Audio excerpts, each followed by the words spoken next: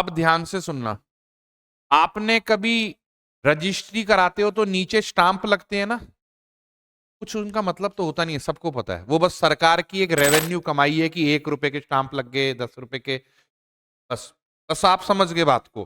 तो अब क्या है, अमेरिका को भी कमाई करनी है, तो इसने बोला स्टाम्प लगाना जरूरी है। कोई समाचार पत्र है, कोई पंजीकरण पत्र है, उस पे स्टाम्प लगाना जरूरी है। और वो रखा कर रखा 6 पेंस से लेकर 6 पौंड तक। अरे रजिस्ट्री की जमीन के मूल्य रेट के हिसाब से ही स्टाम्प लगते हैं।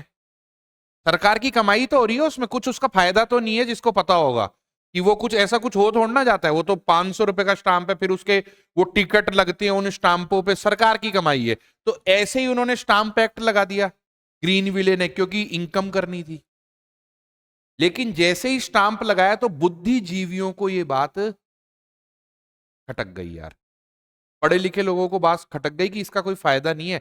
पिछली बार का आरएस मेंस का क्वेश्चन 1857, सॉरी, अमेरिका की क्रांति की वैचारिक पृष्ठभूमि, Samuel Adams, Tom Thomas More, ये सब इसकी वैचारिक पृष्ठभूमि तैयार करेंगे। Samuel Adams